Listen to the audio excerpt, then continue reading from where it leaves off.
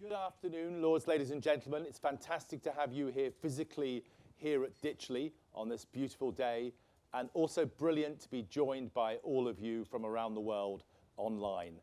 This is our special occasion for us, our 59th annual lecture, and we're delighted that CIA Director William Burns has been able to make the trip over to speak here at Ditchley today. Just delighted. I'm James Arroyo, as almost all of you will know, as Director of Ditchley. Just a couple of things before I introduce Jonathan, who will properly introduce Director Burns. First of all, just to remind you that Director Burns' speech is on the record. We'll publicise it, we'll put it on the website. I'm sure it will be picked up by media. But the question and answer after the formal speech is off the record. Entirely off the record, so not to be quoted as a senior official, but just off the record. That will give us the chance of the best conversation within sensible bounds, I know. Second sort of parish notice, pictures absolutely fine, but if people could not film and not record, that would be much appreciated in the Ditchley spirit. With that and without further ado, I'd like to hand over to Jonathan to introduce Director Burns. James, thank you. Good afternoon, everybody, and a very warm welcome to this, our 59th annual lecture. It's wonderful to see you all here, with Ditchley looking its best, drawing together old friends and new, helping us to think new thoughts and make new connections, just as our founder, Sir David Wills, had always envisaged. But as we've been gathering beforehand, there is, of course, one old friend whom we sorely miss this year, Catherine Wills, who died too young last September. And in her quiet, shy, but very determined way, Catherine was our guiding spirit for over 20 years. And there was never any fuss or nonsense with Catherine, but she was always there, ready with a thoughtful touch on the tiller, encouraging and supporting us all. Ditchley gave her such great pleasure, and I know that she was really proud to see it flourish in recent years under the leadership of our director, James Arroyo. Indeed, it was her confidence in James that helped shape her final act of encouragement and support for Ditchley, the extraordinarily generous bequest she left us in her will. And in her mischievous way, not long before she died, she said to James that she would be leaving Ditchley a little something. Well, the little something turned out not to be little at all. In fact, it turned out to be rather a big something. So big indeed that it amounts to a second founding of Ditchley. And I think amongst ourselves we used to talk of Catherine as carrying on her father's work. Now, because of the extent of her generosity, we need to think of Ditchley as equally being Catherine's work. So it's now our responsibility, supported by Catherine's cousin Rob Wills as the new family trustee, to take forward Catherine's vision for Ditchley. And I'm sure that today of all days, her spirit is sitting here with us in the front row. And on behalf of everyone here, Catherine, thank you for all you did for Ditchley.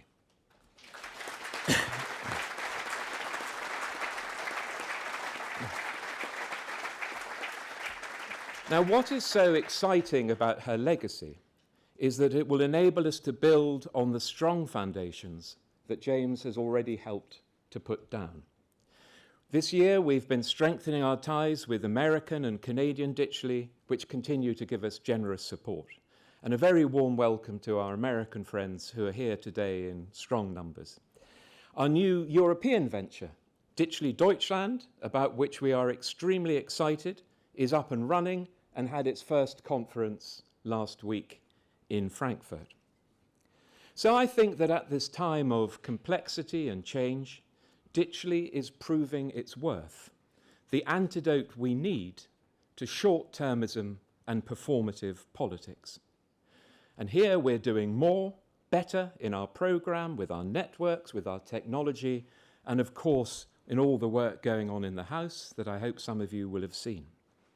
So on behalf of the Ditchley Council of Management, I'd like to thank James and Kerry and the whole team here at Ditchley for all that they do as we prepare for the even more ambitious phase that lies ahead. So if here we like to think that we stand for seriousness and the desire to build understanding, there is no one who has better illustrated those values in their career than Director Bill Burns, whom I'm delighted to welcome today. Or perhaps I should say welcome back, since he is no stranger to Ditchley, or indeed to Oxford, where he studied as a Marshall Scholar. Now, Bill has already, in my view, fulfilled the most crucial task of any annual lecturer. He's turned up, which, given the events of last week in Russia, didn't seem at all certain at points during this week. And it's particularly nice that he's been joined by his wife, Ambassador Lisa Carty, who is the US representative to the Economic and Social Council of the United Nations, and I'd like to welcome her too to Ditchley. So, garlanded with honours, indeed the highest honours that the American diplomatic service can bestow, Bill held the highest rank in the Foreign Service, Career Ambassador, that it is possible to hold. He was only the second career diplomat in the history to become the Deputy Secretary of State, and when he left the Foreign Service in 2014, he became President of the Carnegie Endowment for International Peace. Then, 2021, he was recalled to the colours as Director of the CIA, the first ever career diplomat to hold that office. With such a career, such a record, I obviously felt it was my duty to try to find a dissenting voice, maybe some compromise, I think it's called. So in the best traditions of the CIA, I thought I'd try to acquire some intel from the diplomatic community. As we all know, a cynical, jaded, and competitive bunch. Who better to dish the dirt than the kind of people who come to Ditchley? So after a bit, my sources started to come back to me with their reports. The most remarkable thing about Bill, said the first one, is that it is impossible to find a foreign minister who has other than high regard for him. From a very senior diplomat, he is my favourite diplomat and the best of his generation. From another source, he is not someone to be trifled with. He's an incredibly nice guy, but beneath that, he is tough and determined. One person sent me a quote from former Secretary of State James Baker, who described Bill as simply one of the finest US diplomats of the last half century. And that person said, "Yup, that is the Bill Burns I know." They also told me his father once wrote Bill a letter saying, "Nothing can make you prouder than serving your country with honour." That, they said, exemplifies Bill in my mind. So you can see I failed comprehensively on the compromat. And I know that even the Iranians and Russians regard him with great respect. One other thing struck me about the people who wrote endorsements for Bill's memoir, The Back Channel, available at all good bookshops. 7 former Secretaries of State, Kissinger, Baker, Schultz, Rice, Albright, Kerry, and Clinton, all endorsed the book. But most importantly to me, that was across the political divide.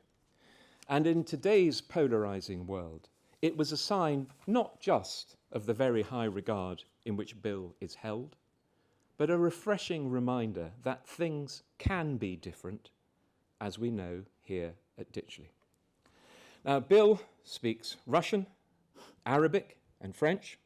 As a special concession to me, he's kindly agreed to talk to us today in his 4th language, English.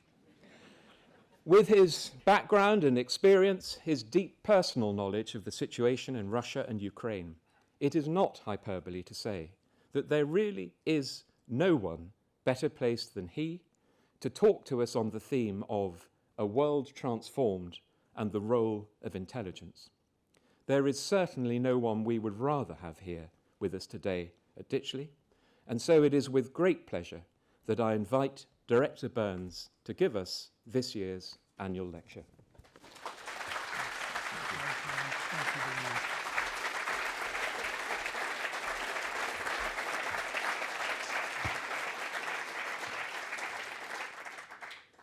Well, good afternoon, everyone, and thanks so much for that very kind introduction and for welcoming me back to Ditchley.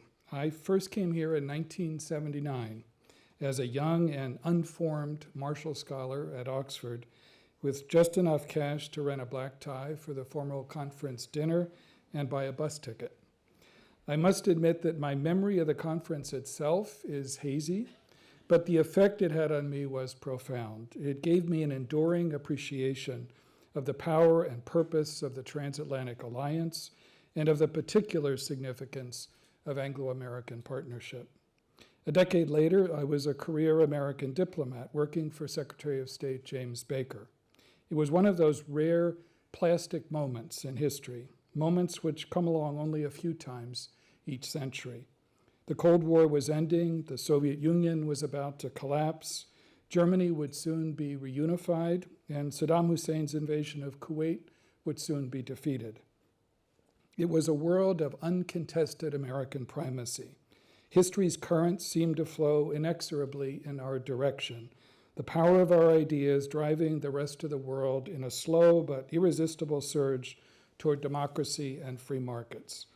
Our sometimes overbearing self-assurance seemed well-grounded in the realities of power and influence, but it also obscured other gathering trends. Our moment of post-Cold War dominance was never going to be a permanent condition. History had not ended, nor had ideological competition. Globalization held great promise for human society, with hundreds of millions of people lifted out of poverty, but it was also bound to produce counter-pressures. In a transition memo that I drafted for the incoming Clinton administration at the end of 1992, I tried to capture the dim outlines of the challenges ahead. While for the first time in 50 years we do not face a global military adversary, I wrote, it is certainly conceivable that a return to authoritarianism in Russia or an aggressively hostile China could revive such a global threat. I tried, however imperfectly, to highlight the risks that democracies and free markets would inevitably face in a world in which economies were globalizing, but as I put it at the time, the international political system was tilting schizophrenically toward greater fragmentation.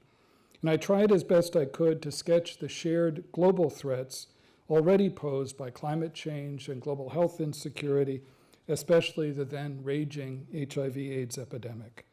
For the next quarter century, I remained a proud and very fortunate American diplomat, serving mostly in Russia and the Middle East and in senior positions in Washington. I shared in diplomatic successes and made my share of mistakes as America's unipolar moment faded and some of what I had tried to foresee in that long ago transition memo began to unfold.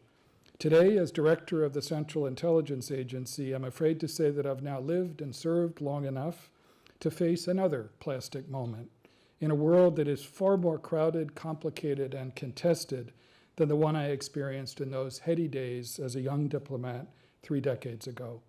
It is a world in which the United States is no longer the only big kid on the geopolitical block, a world in which humanity faces both peril and promise.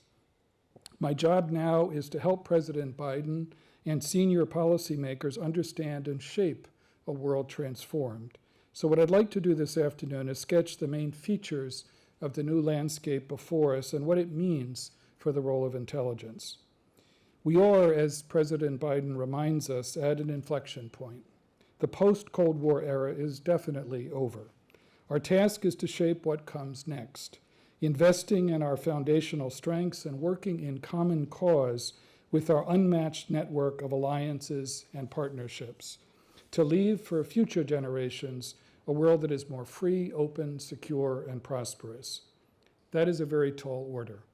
Our success will depend on our ability to navigate a world with 3 distinctive features. First is the challenge of strategic competition from a rising and ambitious China and from a Russia which constantly reminds us that declining powers can be at least as disruptive as rising ones. Second are the problems without passports, like the climate crisis and global pandemics, which are beyond the reach of any one country to address and are growing more extreme and existential. And third is the revolution in technology, which is transforming how we live, work, fight, and compete with possibilities and risks we can't yet fully grasp.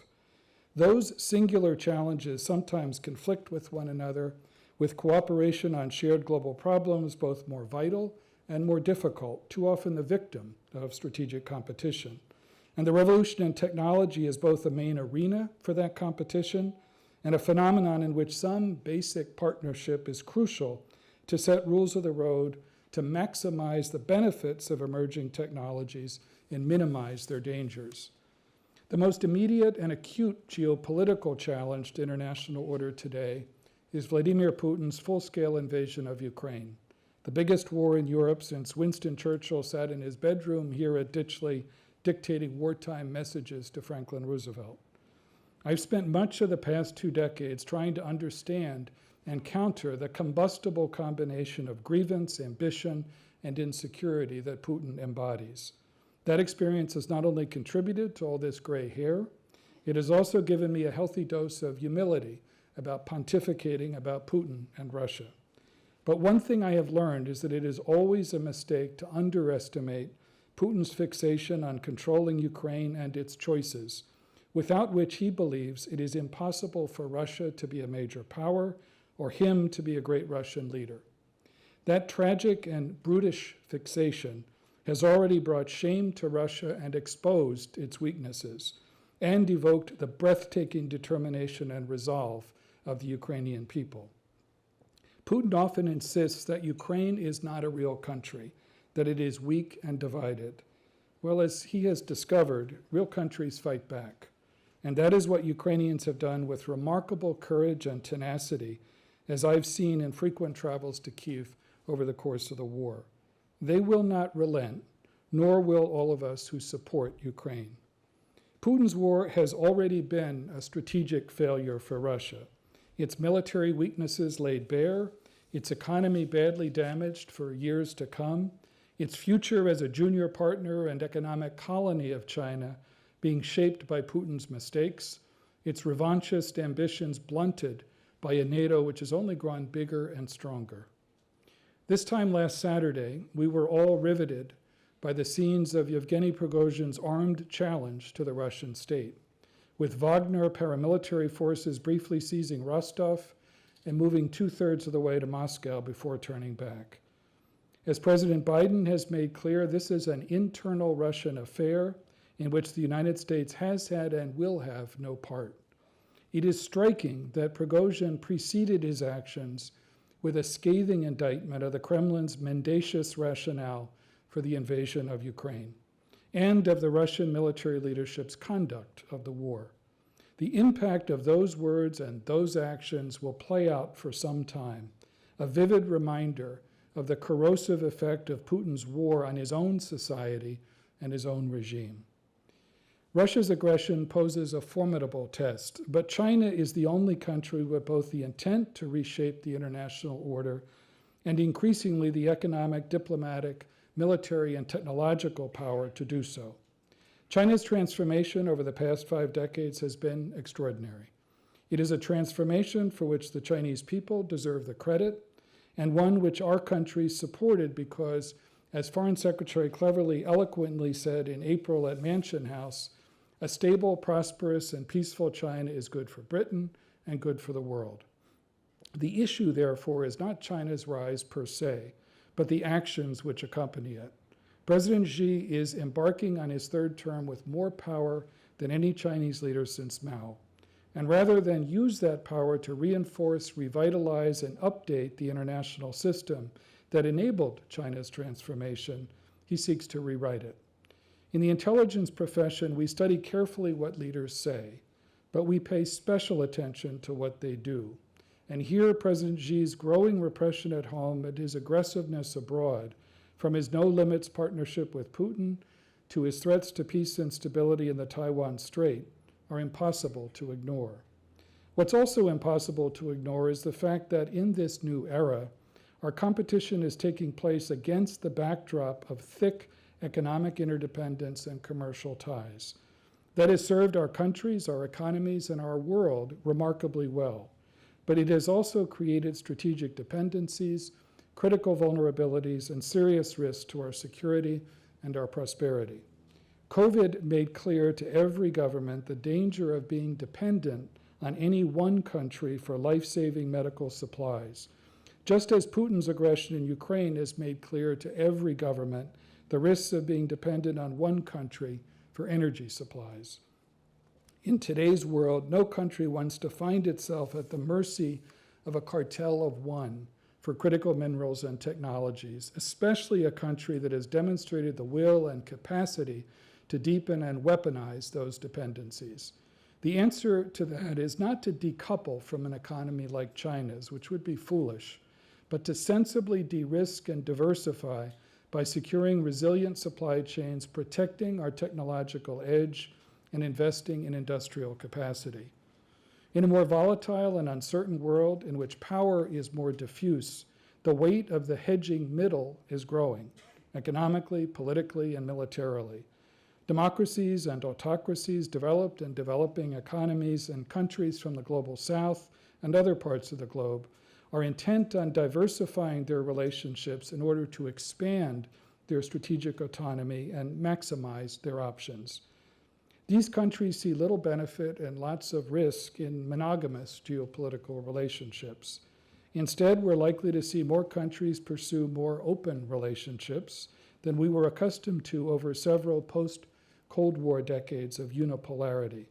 And if past is precedent, we ought to be attentive to rivalries between so-called middle powers, which have often been the match that ignited collisions between major powers. We do not have the option of focusing on a single geopolitical pacing threat.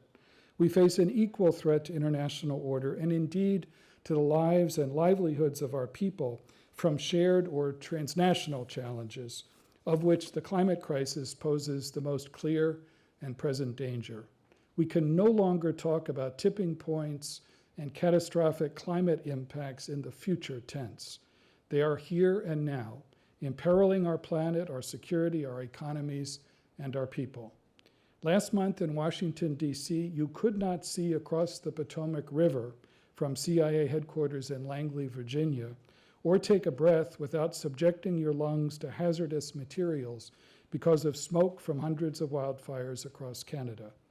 Climate change is the quintessential threat multiplier, fueling energy, health, water, and food insecurities, setting back our progress on economic and human development, turbocharging what is already the worst period of forced displacement and migration in history, and further exacerbating instability and geopolitical tensions and flashpoints.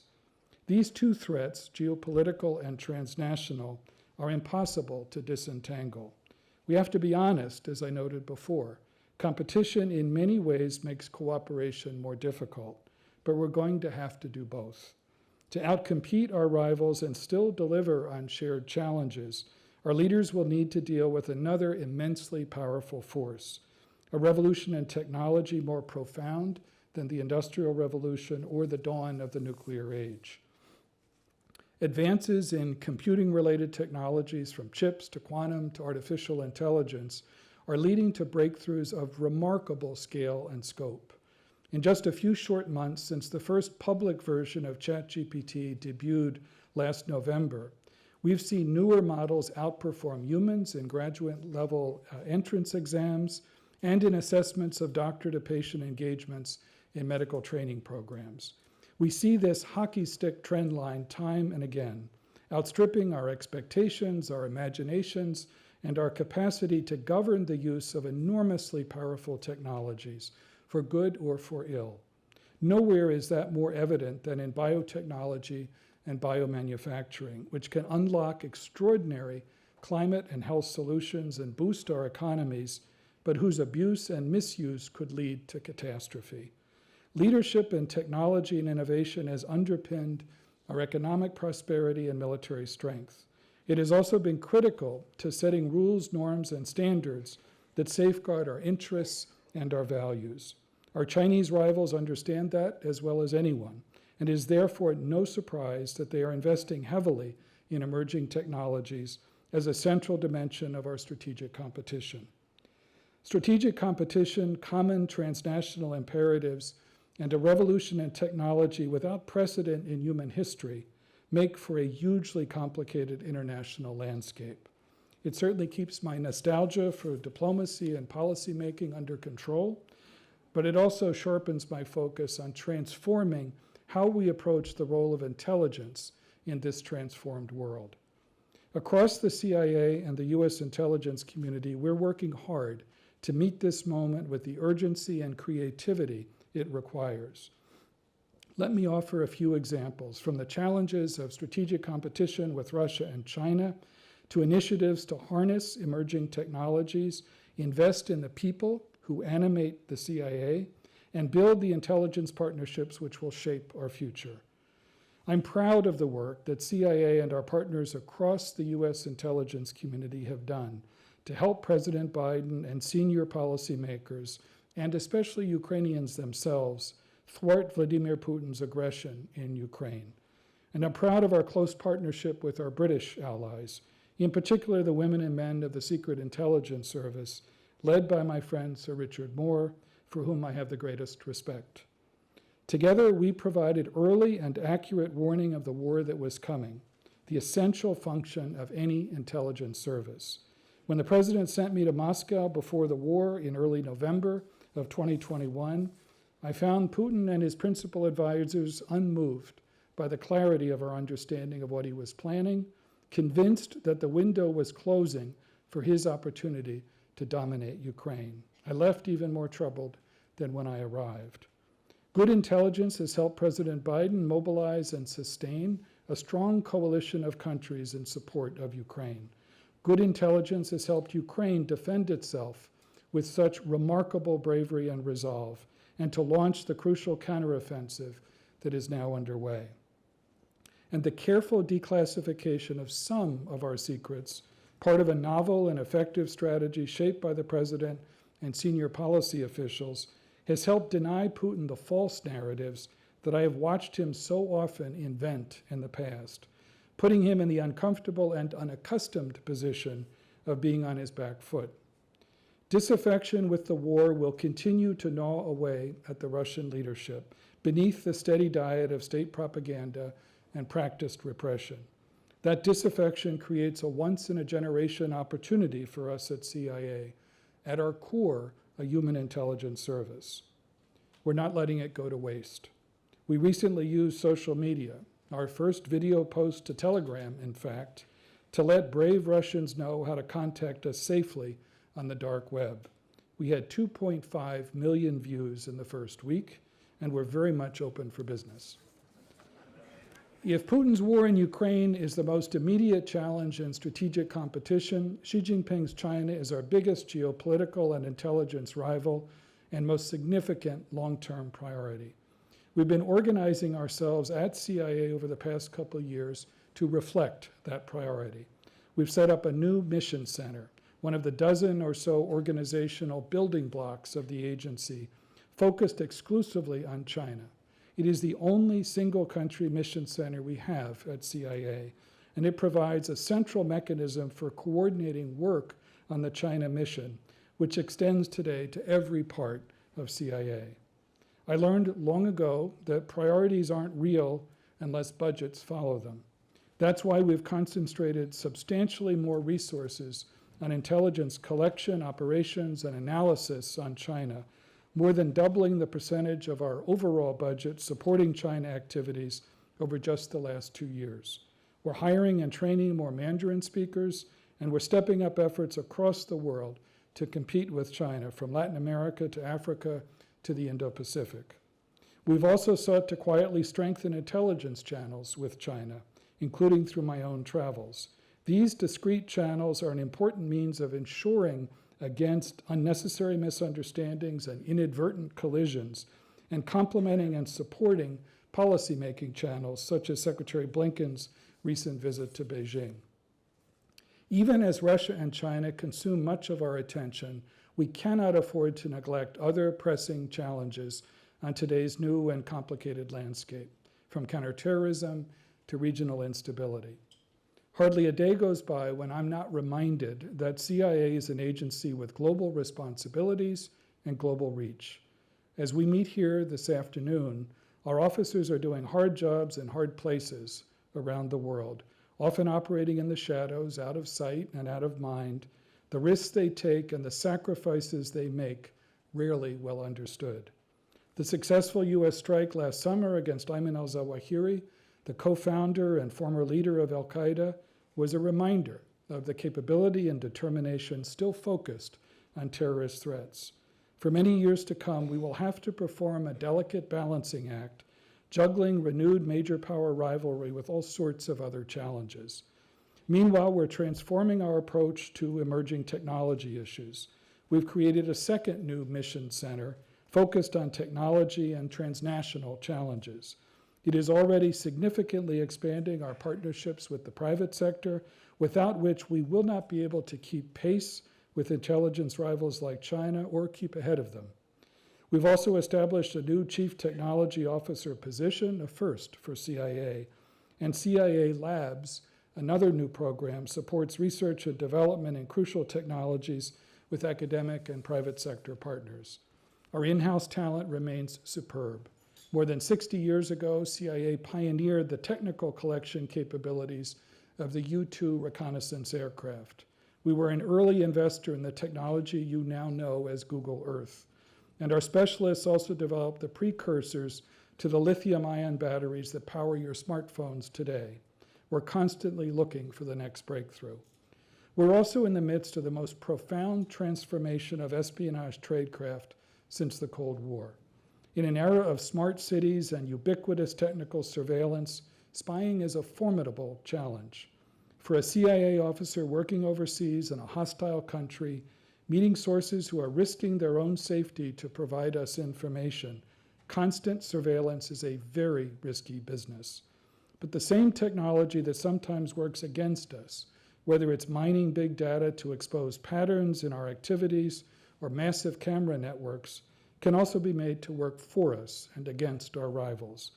Technical collection platforms are enormously important in today's intelligence world, but there will always be secrets we need a human to collect and clandestine operations that only a human can execute. That requires intensive training, an intensive team effort to support operations, and immense creativity and appetite for risk. It still, however, remains central to our mission. The ongoing revolution in artificial intelligence and machine learning and the avalanche of open source information in today's world creates new opportunities for our analysts.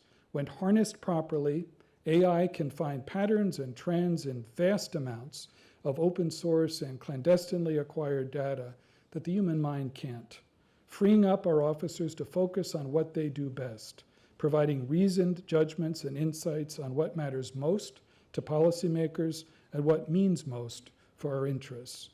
Our adversaries are moving fast to exploit open source information, and we have to do it faster and better than they do. Another key priority, and my most profound responsibility as director, is to invest in the people of our agency.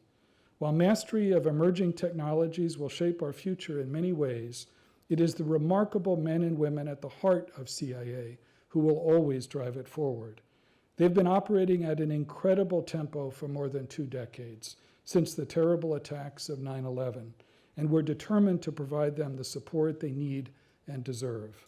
We've completely revamped our in-house medical team, sent more medical officers out to the field, strengthened programs for families and 2 career couples, and appointed our first ever chief well-being officer. We're also looking for more ways to attract and retain technological talent, improving pay packages and encouraging more flexible career patterns so that officers can move into the private sector and later return to CIA. We're also making progress toward a more diverse workforce. taking full advantage of the richness of American society. For an intelligence service stretched across a very diverse world, that is not only the right thing to do for Americans, but also the smart thing. This past year, we reached historic highs in hiring women and minority officers. Perhaps even more importantly, we promoted into our senior ranks the highest percentages of women and minority officers in our 75-year history.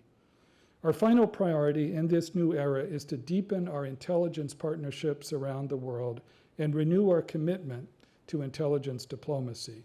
At its core, the intelligence profession is about human interactions, and there is no substitute for direct contact to deepen ties with our closest allies, communicate with our fiercest adversaries, and cultivate everyone in between. In the nearly 4 trips I've taken overseas in my 2.5 years as director, I've run the gamut of those relationships and challenges. Sometimes it's more convenient for intelligence officers to navigate difficult terrain or deal with historic enemies where diplomatic contact might connote formal recognition. That's why the president sent me to Kabul in late August of 2021 to engage the Taliban leadership just prior to our final withdrawal. Sometimes intelligence ties can provide ballast in relationships full of political ups and downs. And sometimes intelligence diplomacy can encourage convergence of interests, support the efforts of policymakers and diplomats, and enhance competitive advantages. Our allies from the Five Eyes network to our other treaty partners across NATO and the Indo-Pacific are the bedrock of our intelligence diplomacy. No relationship is stronger or more trusting than our alliance with Britain and SIS. That's a point that my friend C and I have reinforced to our workforces in 2 unusual joint town hall discussions in recent months in Langley and in Vauxhall. I've experienced that reality ever since I trudged up to Ditchley Park from the Oxford bus all those years ago. I saw it as a diplomat in our collaboration with British diplomats and intelligence officers to persuade Muammar Gaddafi to get out of the business of terrorism and give up his rudimentary nuclear program. An adventure full of strange meetings in the middle of the night, in the middle of the desert with Gaddafi, to this day the strangest leader I've ever met. I saw it during secret nuclear talks with the Iranians and in the tangled dangers of Iraq and Afghanistan. And I saw that remarkable intelligence partnership in the run-up to Putin's war in Ukraine, where it got a little lonely for the 2 of us, way out on a limb in our public predictions of the coming storm. It is comforting to face this transformed world together and to learn from one another as we transform our services. And it is truly an honor to highlight that partnership here at Ditchley, where so much of the transatlantic spirit found its spark. Thank you so much.